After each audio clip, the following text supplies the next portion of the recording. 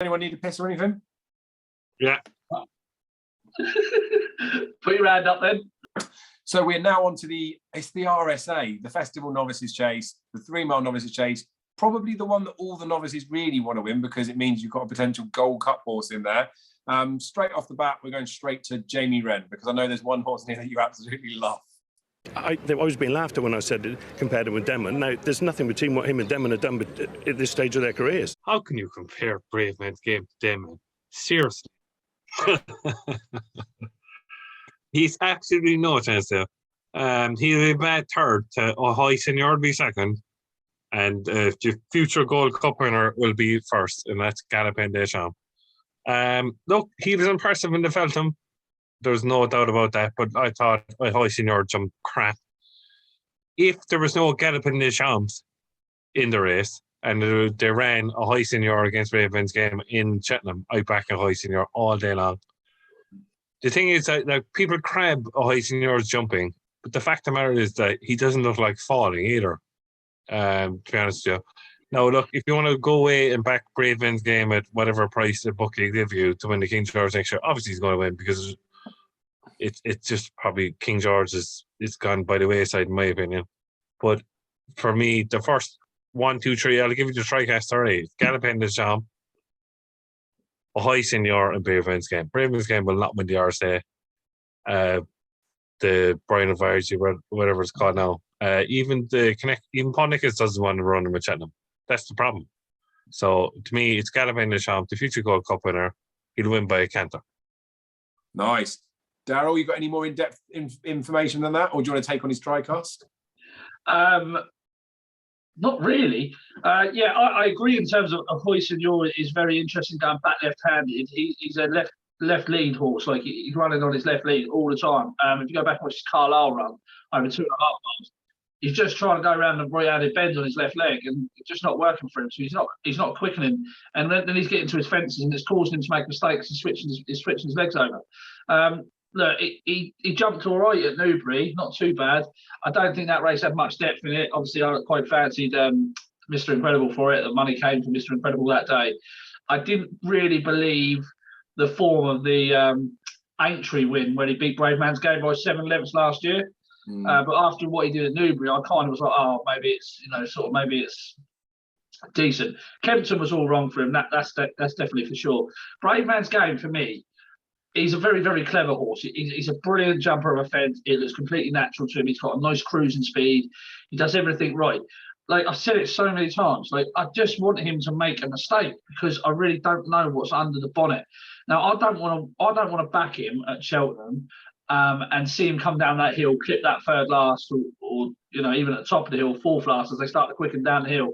Him make a mistake and then him being on the back foot and not knowing how much he's got left in the petrol tank. Because if you go back to Haydock, it didn't look like he had a ton left at the finish in that case. I know he was only bumped out, but it just didn't look like he had a lot left. So I don't know. I don't know of him. Yes, he's very, very, very good. He is.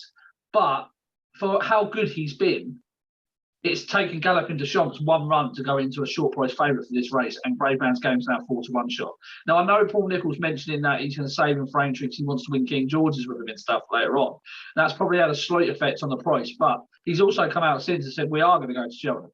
And he's still a 4-1 shot. And Galopin Des Champs was... So for all he's been very good, he's obviously not impressed a lot of bookmakers being at around 4-1. Really, if any other horse had done this, even before Galopin Des Champs entered the scene, he wasn't a short price favourite for this race. So, I don't know, a few things don't add up with him. He was convincingly beaten by Bob Ollinger. When I'm looking at Cheltenham Festival winners, I'm looking at standout horses for me. Your Bob Ollingers, your Fernie Harrows, your Galopin Des Champs, the horses like that could be potential superstars. Is Brave Man's Game going to be a potential superstar? I don't know. Maybe in Britain, but maybe when it comes up against the Irish horses, maybe he might just fall short like he did in the Ballymore, because he was convincingly beaten in the Ballymore and he had been impressive prior to that run.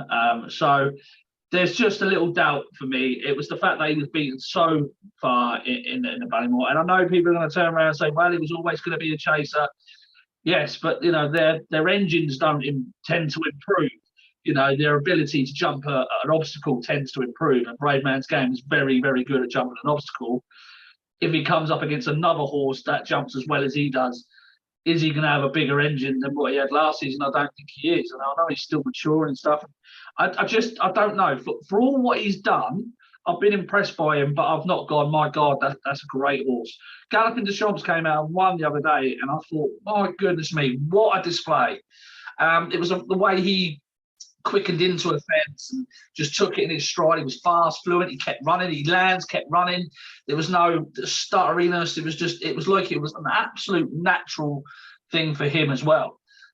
So I think he could be a very, very big talent and a potential future Gold Cup horse, Galloping Deschamps. So I think he's the most likely winner. Again, this could be a race where a lot of this cuts up, not a massive field. We've just been speaking off camera about Jungle Boogie's performance. I know we don't know where he's going to go. Jamie, you think he might go to the Turners? I've just watched that. That looks quite decent. That did. I want to do a bit more work on that because I missed his. I don't normally miss much, but I did miss his performance. He was very, very good. But for me, I kind of do think the market has made their mind up who the winner is. I think I've pretty much made my mind up who I think the winner is, and I think it's Galloping Deschamps. I think it'd be very, very hard to beat. I expect the Hoist and Yaw and Brave Man's Game there to be little between them, back in second and third, like Jamie. But I really think he could be a potential superstar. Yeah, I think it's like there in plain sight in it that he was such a emphatic winner, and you've described it perfectly with the fact that Brave Man's Game's had those few runs. When we talk about like looking back at the summer, I think Galloping Deschamps was like 8-9 to 1 fab for this, and then Brave Man's Game was like 12-14, something along those sort of lines. So you look at the reduction factor of them since. Brave Man's Game's had the 3 wins to go and do what he's done, and admittedly he's been relatively impressive in all of those for different reasons. But Galloping Deschamps, like you say, has come out and done 1 and has had a massive landslide on it. Like it was everyone saw it. The interesting thing for me is though, again, they're completely different races, they're completely different horses, all completely different things. But there's been performances like Ahoy Seniors at Newbury was a performance where you look at it, and I think more people than not would have thought that's a potential RSA horse. Brave Man's Game win, maybe even first time up, or especially at Haydock. I know obviously like the stamina thing maybe have doubts, but lots of people have looked at that and thought that's an RSA-ish performance.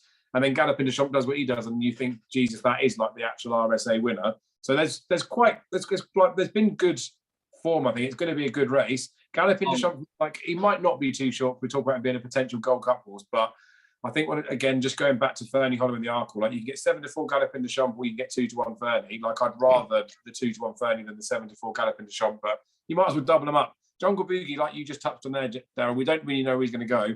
He just reminds me of Black Hercules. Could go National Hunt Chase, could go RSA, could go Turners. So we'll have to see where he ends up. But really, it is the ones at the front of the market. I agree with what Jamie said as well, that Ahoy Senior will reverse the form with Brave Man's Game.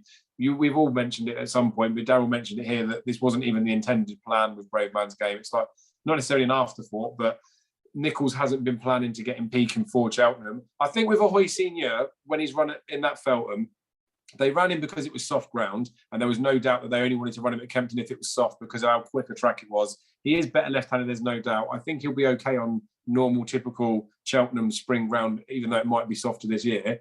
But with the fact that it was a bit of an afterthought, I think they probably just thought, do you know what, let's just get a proper run into him, and they might now keep him fresh for Cheltenham. At least I hope that's what they do with Ahoy Senior. He doesn't need to prove anything else. Take him home, let him school, and then send him to Cheltenham fresh. And I think he could reverse the form with Brave Man's Game. But they've all got a lot to do to beat Galloping Deschamps. So, selection time. Dazzler. Galloping Deschamps. Jamie? Galloping Deschamps. And I'd say Galloping Deschamps as well. So, well done, boys. We've tipped up a favourite and people have sat through 8 minutes to watch it. I wish it was only 8 minutes, probably been an hour. Right, we're going to cut this one here. Next race we'll be previewing will be the Champion Chase. Either click a link or go Google the video.